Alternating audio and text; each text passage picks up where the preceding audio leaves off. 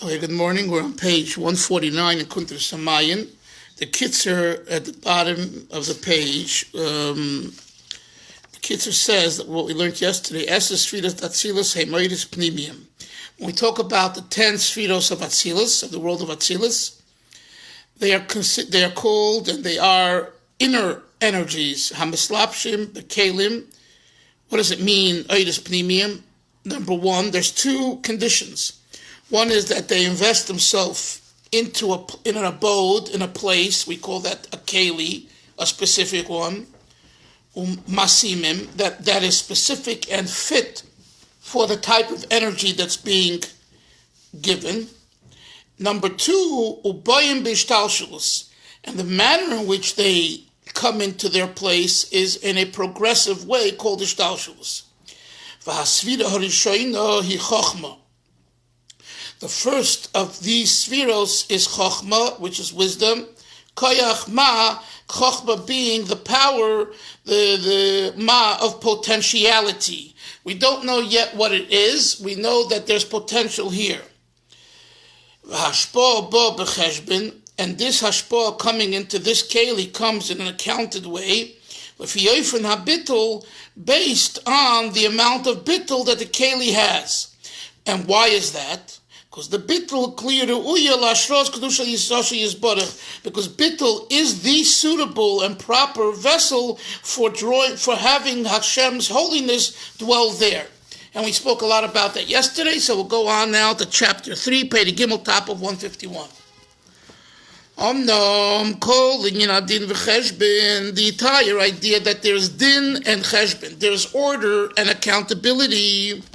That's only when we're talking about the experience known as Seder Ishtalshelus, which I've said many times is the progression of the energy from one to the other, from level to the other level, step by step, in a way that's not overwhelming. Says the Rebbe, that's the way Hishtalshelus Hillel demands. If you're talking about Hishtalshelus, you can't have it any other way. Mitzad boy timim. Okay, get ready. The Rebbe is going to give us now 4 reasons why Hishtalshelus requires the to be mitzumtzum. Let's see what he says. Okay, we learned that earlier. Because we're talking about an or pnimi, it invests itself. So the quality of the energy is one that requires a scenario that's conducive for creeping in, getting in, pnimius, base. Number 2, mitzad inyan aseder. The Rebbe says that the concept of order is conducive to pnimius. If you wouldn't have one following the other in an orderly fashion, you can have kind of chaos. Chaos is fine in that realm. But when you talk about seder, which is the opposite of chaos, that's conducive for or pnimi. Number 3, gam li yosei bekeli. Number 3 is the fact that we're talking here about what's the experience we're discussing here? A keli, an oir in a keli. So as soon as you talk about a light, an energy in a vessel, that is already by definition or pnimius. Number 4, mitzad ishtalshelus l'darga shelamayla memenu. Page 151, we're getting on to the second paragraph, Moshe. The 4th point is that because we're talking about ishtalshelus, we have to take into consideration the next level. You cannot overwhelm the next level. You have to take that into consideration. Any type of energy, whether it's energy coming from intellect, whether it's energy coming from emotions, it has by its very inherent nature a certain teva, a certain style. The energy, the Oir HaMoichin, what's its style? Calmness, peacefulness, tranquility. The Oir HaManida is, what is the energy like coming from Midas? B'teva ha'israkshus v'hispilus. It's murgash, it's emotional, it's frictional, it's energetic. Keinu be'oir pnimi. So any type of oir pnimi sheyesh lo tivayo atzmi b'mashu mechush b'no meduyek. It has as well, based on what it is, its nature, it has an inherent makeup, and that is order and preciseness. So he's said here a very important thing. You can't have an or pnimi if there's not preciseness and orderliness, because that is the nature of an or pnimi. And like I told you yesterday, take, for example, one type of person, by their very nature, when they're in an arena and in a situation which is orderly, they thrive. Put that same person in an arena which is chaotic, they fail. And you see this so much in schools. My wife's a special ed teacher. You see it with kids in classrooms. And that's why some kids will do tremendous in a small school. And guess what? Others will do gewaldig in a large school. Because by nature, they're such children that they get a high from being in a large school. And let's take another example. Some people are their best in a small community. Other people are their best in a large community. Third example. Some people are gewaldig in a small little shul with a few amount of people. People don't talk, people don't mix. That's their comfort zone. Other people, that comfort zone is disastrous for them, and they like to be in a shul that there's lots of people, lots of talking, and lots of minyanim, and lots of, right? And they do their best there. All of these examples are demonstrative of what we're learning here. And what we're learning here is that this is all the Oir Pnimi experience. Because if you want to experience something in a way that's meaningful, you need to invest yourself into it. And the question is, where should I invest myself into? What should I invest myself into? The answer is, who are you? Who are you? That's what the Rebbe lays out here. The Rebbe is creeping into us and saying, find out who you are and understand that depending on who you are, that's what you'll do best. I saw this in my younger years. Not that I'm an old geezer, but I saw this. I really did. It's hard to. The hardest thing I think we can all admit, we're middle age, all of us, is to look yourself in the mirror and say, I made a mistake. That's the hardest thing for a person. But at the same time, it's the smartest thing for a person. It's the smartest thing. Because if you could look yourself in the mirror and say, I made a mistake, boy, do you have courage. Boy, are you going to be on the right track. Because you acknowledge your weakness. And you acknowledge what you're good at and what you're not good at. And you put your energy into what you're good at, and you stay far away from what you're not good at. Now, I'm not talking about, we discussed once, I don't know if you remember, based on the Arizal teaches that when someone sees they failed in a certain area throughout their lifetime, when they were a young child, when they were a teenager and a young adult, and a middle-aged adult, and they saw that they failed, let's say in friendship, or in another area, and it always comes back to haunt them. So the Arizal says, rather than escaping that issue, this is a sign from on high that this is what your neshama needs and you have to perfect it. That's true, but that's a very different analysis, and I don't want to mix the two. Okay, we're not talking about this spiritual calling of the neshama And there's something to it. Much more than something. It's very, very, very important. In other words, if you see there's an area in your life in which you reflect back, you say, when I was a young boy, I had the same issue. And when I was a teenager, the same issue. And middle-aged, and now you're 75, 80 years old, and you say, why is this happening to me now? I thought I'm on vacation now at the beach, in Venice Beach, or in Ari or Netanya. Leave me alone. The same issue comes back to plague you. So obviously you're being called. Your neshama is being called. My friend, neshama, you need a tikkun, and your neshama needs to go back when it goes back to HaKadosh Baruch Hu with a tikkun, and you have to somehow reconcile this. But here we're not talking about this, okay?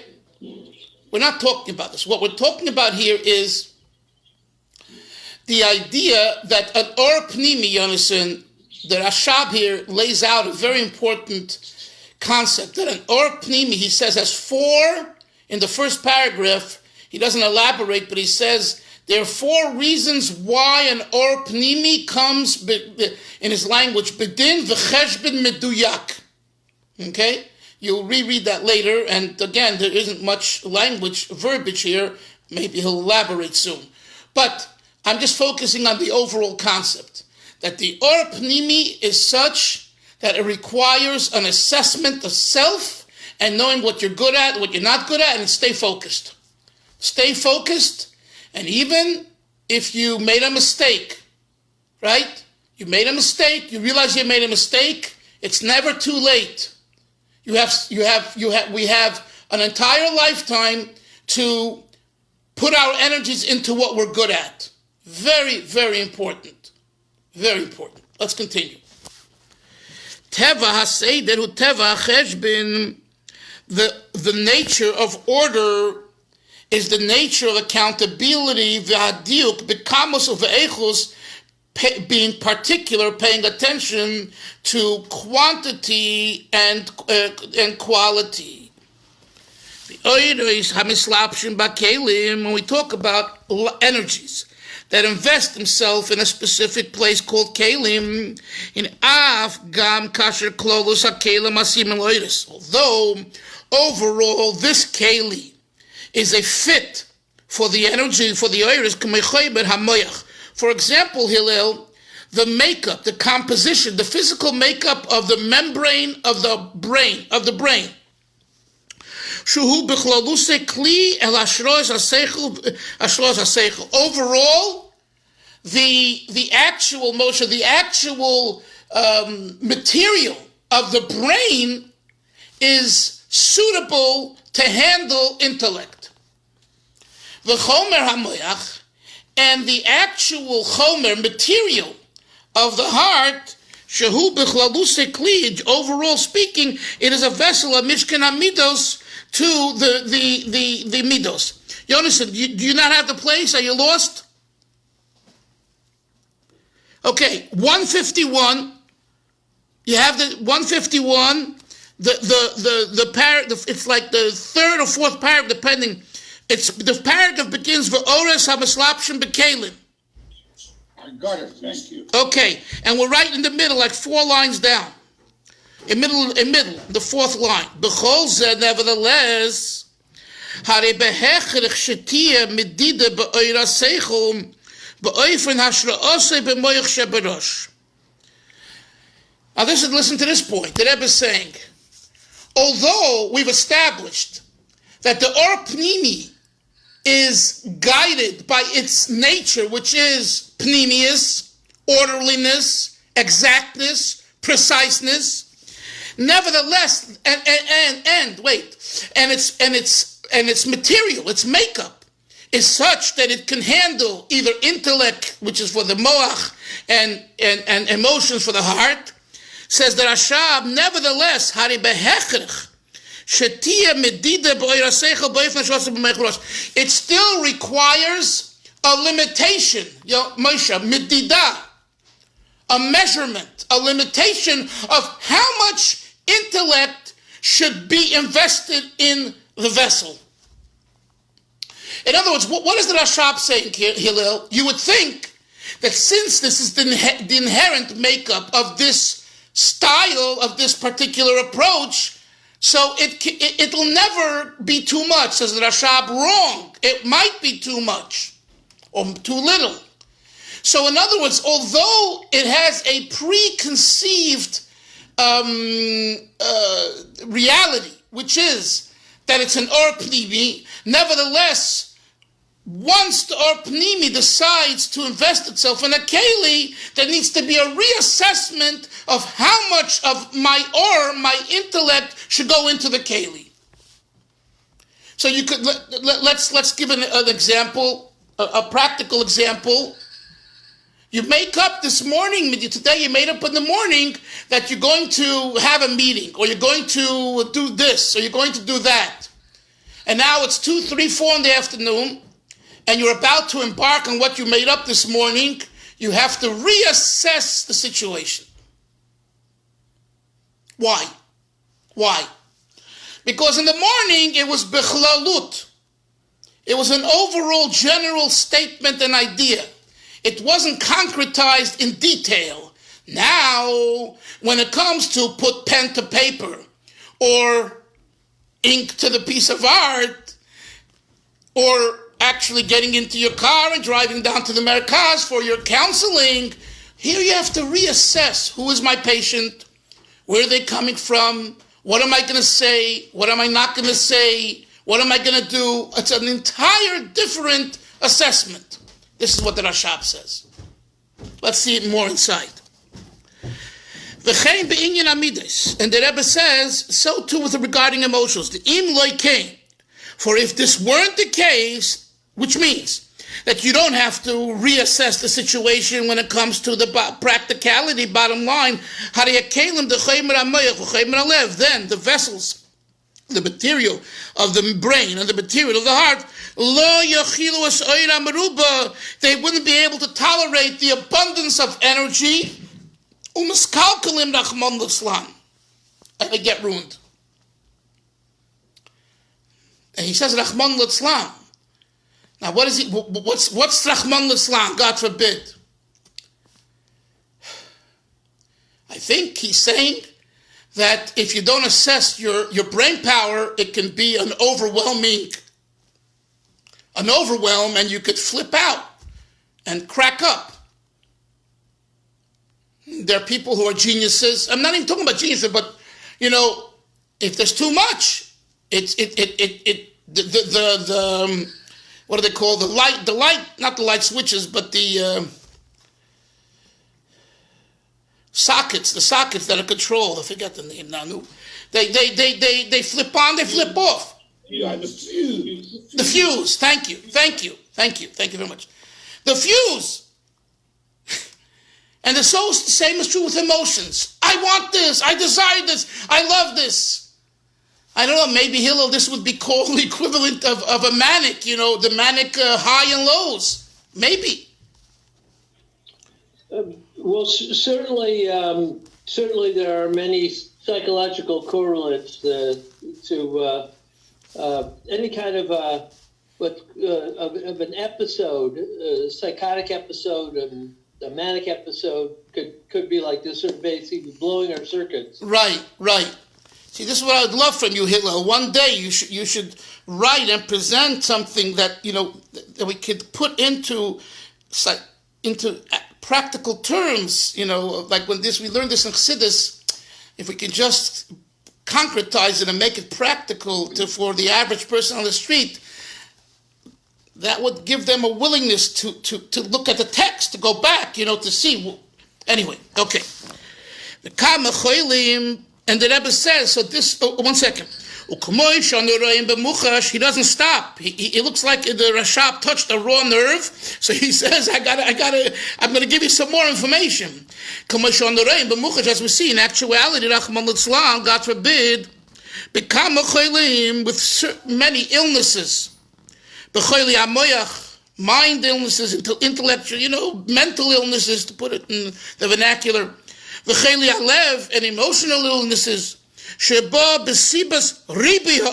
Blowing the circuits, like Hillel said, and not having enough vessels to receive it, and we have a blowout. We have the circuit breaker problem. So we take the energy, which its inherent definition is to be progressive and to deal with a situation that's beyond it, and no, not beyond it, lower than itself. So Moshe, that's why the oil has to be exact. When you know that what you're doing now is going to impact someone and something later on, then you think so much more about what you're doing. Take, for example, in your work, in my work, writing and art. I mean, it's like you're not just. I tell me if this is true, but I believe it is. You're not just drawing for now. You're drawing for eternity. You're drawing for someone in 100 years that's going to look at your painting, and you hope that he will be inspired or she will be inspired to serve HaKadosh Baruch Hu. So you today are making a cheshbon of and taking that person and that situation into consideration. And the same as in writing. I always say this. I don't write for today and tomorrow. I write for after my life. Of course I'm writing. I'm writing for the long bookshelf. Books, there's short bookshelf and there's long bookshelf, and I try most of my works to write long bookshelf. The approach is long. In other words, way beyond my time on earth. This will be here, and I want it to be inspirational and be good for people. So I have to think about that. I might say something now that is appropriate for now, but if it's not appropriate for 100 years, maybe I have to say it differently. So the Rashab says the same thing.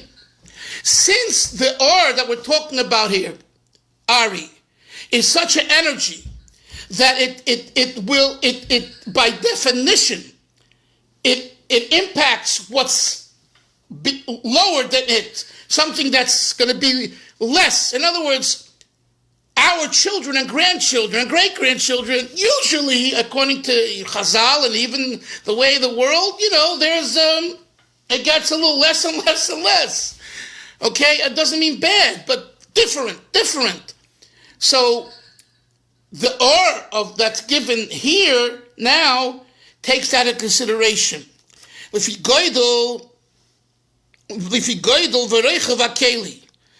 or says how much energy should be invested, only the amount of energy that's based on the capacity and ability of the vessel to receive it.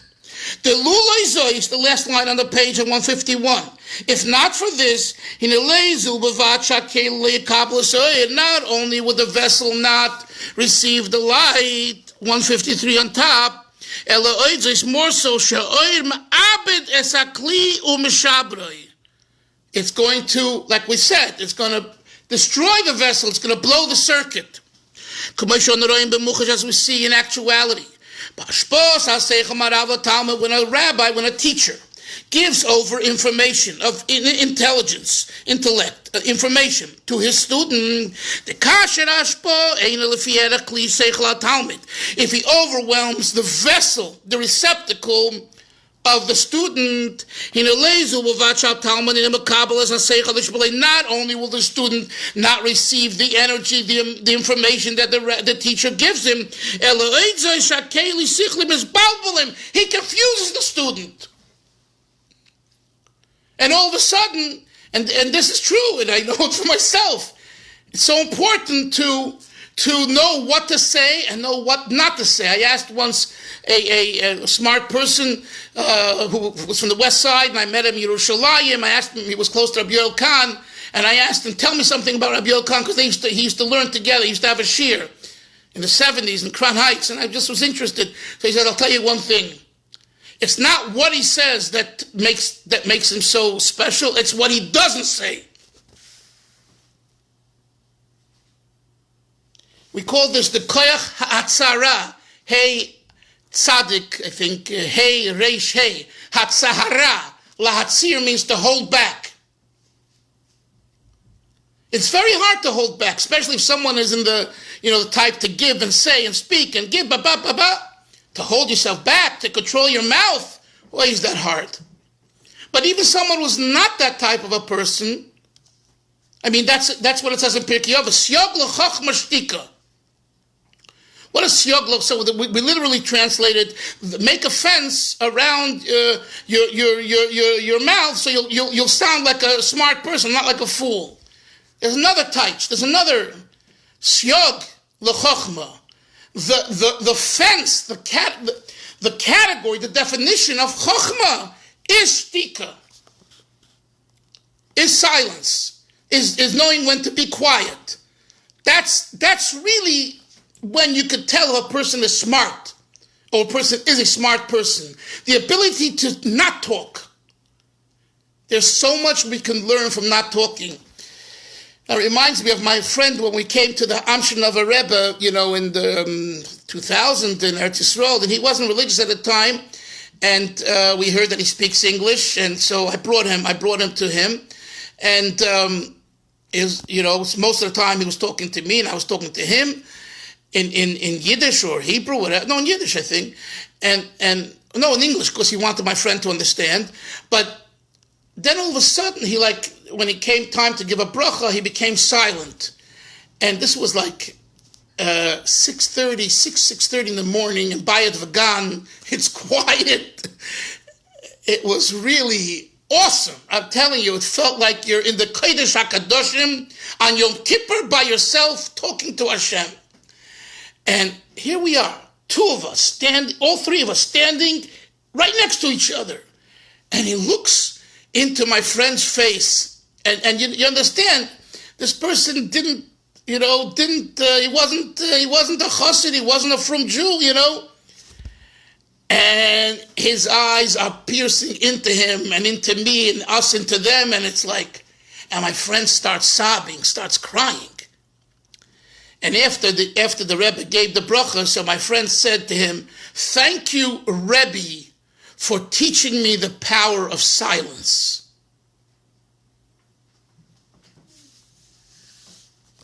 You understand? We are so uncomfortable. I'll just give you an example. When the girls go out sometimes, to meet someone, right? So they say the most uncomfortable thing is if there's silence. Like the guy's not talking and she's sitting there. It's like, shh. It's like you want to bury yourself. It's hard. Rabbi. Yeah. Rabbi, can I just for one quick second? It's yes. So amazing you said that. So after we got married, the first time we were kind of, let's say, alone on Shabbos or whatever it was, I went to her apartment at the time, and I was and it literally was like 10, 15 minutes go by, and there was nothing said. And my wife's side of the story was, she said, "Oh my God, like what did I get myself into? There's nothing to say. He's saying nothing. We're not, how's this going to work?" And I was staring at the picture with the Rebbe that has the baby in his hand. That famous picture, right? She never saw the baby in the Rebbe's hand, ever. She could never actually find it. Some people can't see it. So I was staring at that, and then I just came out after 15 minutes and said, "There's a baby in your Rebbe's hand." And from that moment, she knew that it was such Chacham Pratis, it was perfect match, that I was able to see and see the beauty of the Rebbe and all this.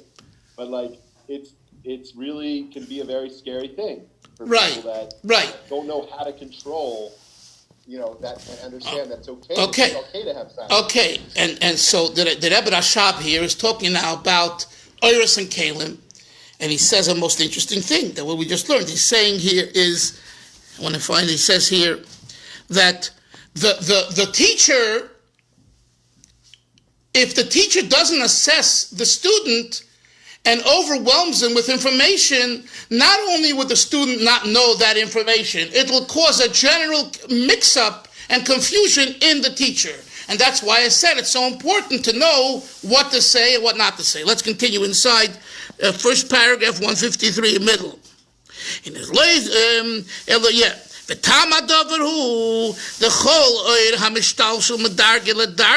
and what's the reason? Because any energy and any experience that goes from level to level, shelamate menu, including a lower level, a lower situation. The amount of information, of energy given, needs to take into consideration the lower level. In this case, the student, who's not a teacher.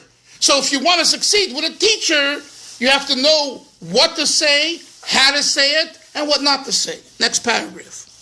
So using this as a mashal, he says, now the moral is,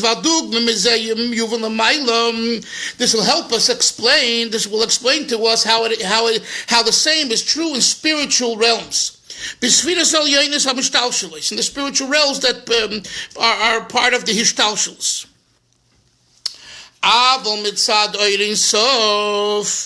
this that we discussed till now, Yonason, is Hishtalshalos. But he says, now let's look at the perspective of the Or Ein Sof, of the light, of the energy, and not just an energy that's limited and guided and controlled, but an infinite light, Or Ein Sof. That transcends the Seder Hishtalshalos, as we said throughout the Maimer, this experience comes in an encompassing way. It doesn't have a specific keli, right? You want to know an example? The principal walks into the room. The principal doesn't have to say anything, as long as the students know, we're talking about in a normal situation, that it's a principal. That's it, there's respect. But the principal didn't say anything. The principal walked into the room. That's a makif experience, okay? So the Or Ein Sof is makif. Godliness, holiness. I don't know anything yet about the holiness. What type of holiness, what yes, what not. Forget. It's not relevant from the perspective of the holiness. The holiness says Or Ein Sof. Let's continue. Harei. To the Or Ein Sof, it's not relevant whether this, to assess the recipient or she'ein. Like I told you the whole time, the sun shines, and it makes no difference to the sun who's benefiting from the sun, and that's why the sun shines on the garbage as well, on the schmutz as well. Because Or Ein Sof does not need kalim. So again, Or Pnimi needs kalim. Or Ein Sof doesn't need kalim.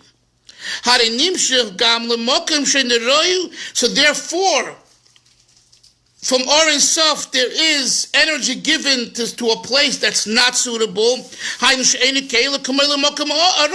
just as it's given to a suitable place. So this goes back to the theme that we've been talking about the entire time, that even the negative energy and husks, and those that desecrate Hashem's will.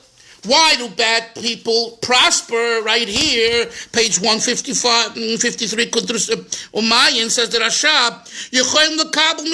they can take and suck energy from that Or Ein Sof. Even though they're not vessels at all suitable for it. They're low lives. They're good for nothings. They're going against Hashem. So how can you tap into the Or Ein Sof with Hishayin Tzorach Kelim Klal? Because that perspective of Or Ein Sof says, I just shine. Anyone can benefit. Naturally, if you're a more refined person, you're going to take it in a better way. But I'm shining. I'm giving. Therefore, for the Or Ein Sof, it's not shayach. Look at his word. It's not possible for there to be order, seder. There comes an abundance of influence, because Or Ein Sof, by its very nature, is infinite. The Seder Hishtalshalos, the third paragraph. The energy of Seder Hishtalshalos, again, he repeats his point. Since it's an Or Pnimi, Umaslabish, Bekeli, and invests itself in a vessel in a special place, in a specific place, how do you move Bulifi Eifan Kelim? It's limited to that place. And that's why it's applicable to that light and energy and experience, order and progression. But the energy that transcends, since it's called an encompassing light, or makif, it's not limited. Therefore, from there you get an abundance, you get a lot. But when you get a lot, there's many times a lot of garbage too, a lot of problems. So you have to discern, and you have to take, like we're learning in the Rambam, in Perek Echad L'Yoyim, in Hilchos Shabbos, you have to take the good from the bad. Or take the bad out of the good. On Shabbos, not allowed to do that, but we'll talk, right? Last paragraph. V'zehu shekosov. So this is what the verse in Ovadia says.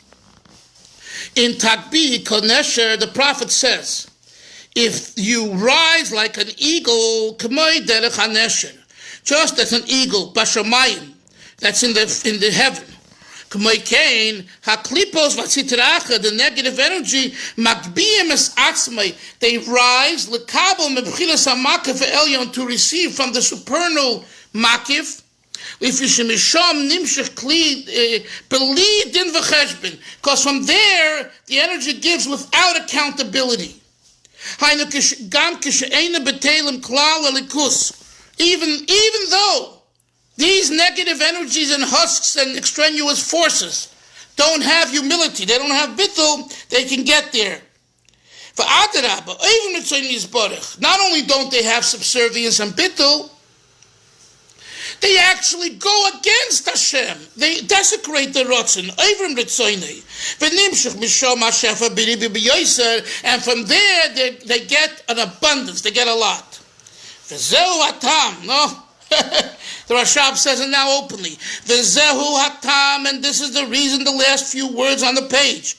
B'hatzlochas ho'akum, the success of the goyim, the idol worshippers. Next page, top of 155. Beribuy oisher, that they have lots of wealth, v'kavod, and honor ba'olam hazeh, in this world. V'gam heim asholtim al Yisrael, and that's why they also dominate over us, Yisrael. V'hainu, the reason is because where are they getting their energy from? The source of their energy, it's not from the order and progression, but it's from beyond that, from the transcending that. Our